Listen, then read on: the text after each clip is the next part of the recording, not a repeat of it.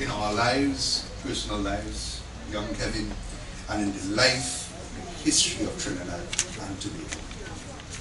What an amazing time it has been the last several years, when in the depth of political turmoil, there were so many naysayers that believed that there was little hope for this land because of the demonic possession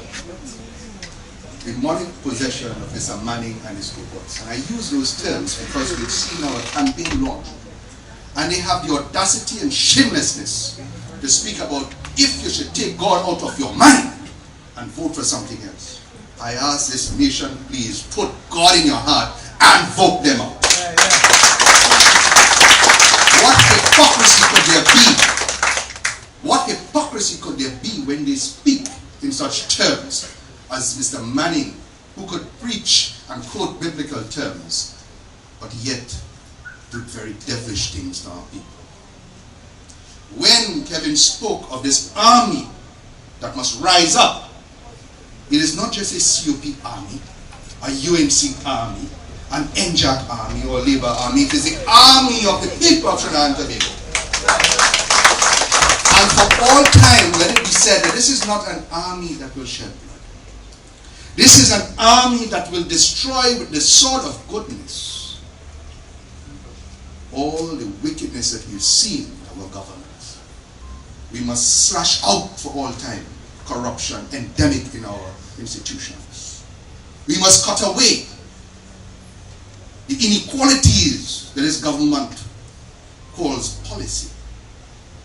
We must remove from all time the involvement of state funds for cheap political gain. And this is the moment in history when a sense of patriotism, a love for land and people must truly rise, not just by words, but by a change in our hearts, in our souls, and in our minds. Because if you dare speak about God, you must understand that there is no lie that will not be dealt with. There is no falseness that will not be corrected. And that I have learned over the years that what happens in the dark comes to light. And the light is now shining on this land. It is for us to open our eyes, all of us.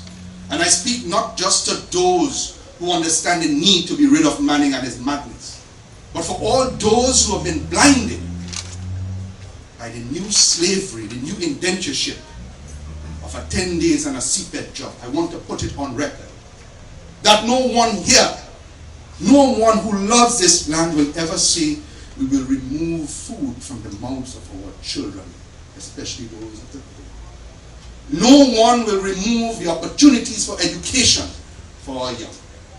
No one will disrespect the old and play games with them and seek political support by dangling in front of them, whether it's a pension or what was the other term? Grant. This is a time for Trinidad and Tobago to return to the soul of this land of love and hope and caring and sense of community and safety for us all. This is the vision that is not foreign to us. This is a thing that we have had but have been destroyed by cheap and corrupt politicians of the past. This is our time to redefine the culture of who we are as Trinidadians and Tobagonians. We speak of being Trinity to the bone and Tobagonian to the bone. Let us really see what is in our middle. This is that time. It doesn't come around every 5 years. It comes around maybe once in a lifetime. And I say we are all fortunate as to leader to be here, to be present, all of us, to join in that. Many have congratulated you, Mr. Dukran. But I tell you this, I have worked with you. When I came into the politics, I came because of what was uttered by Mr. Dukran and many others in the leadership. But I am a very skeptical person. I do not just take words. I take you on your first word, but then I test you to see if you really mean it. And over the years, sir, without wanting to appear too, well, what shall I say? I don't want to kiss her. I'm not in that. I'm not. But there are few, and in fact yesterday I had to tell him, almost with tears bursting from me, that you are a rarity in the politics.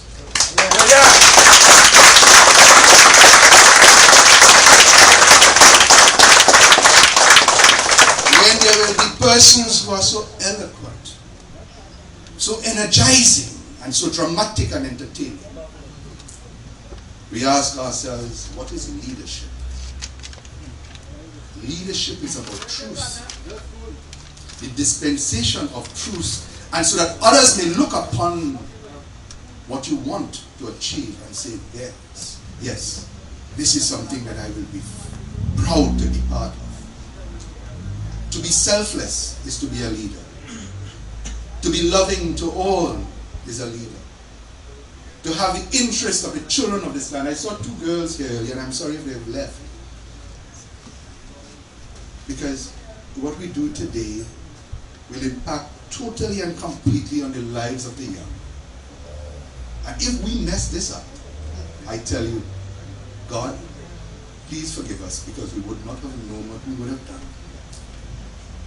Mr. Bukaran epitomizes selfless service.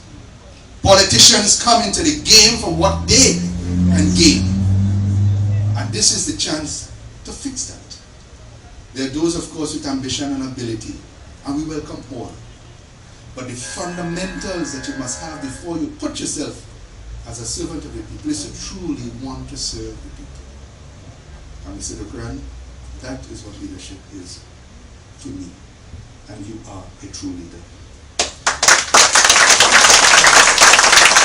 That is not to say that Mr. Bukaran is the only one.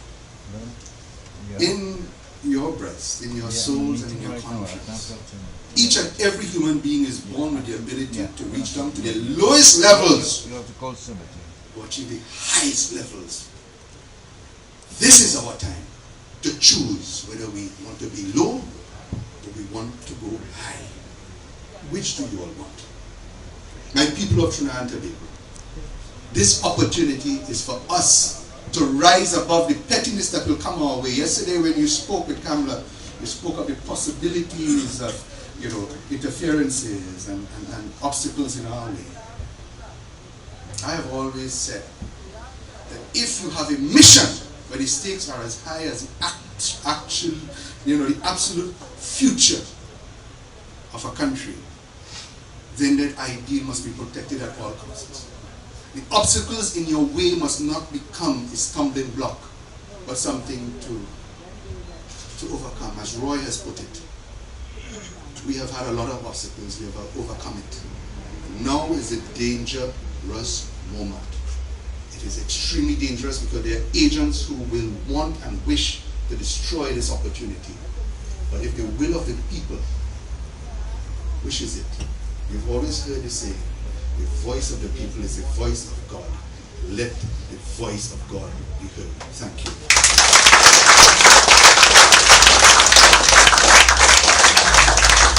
Ladies and gentlemen, our eloquent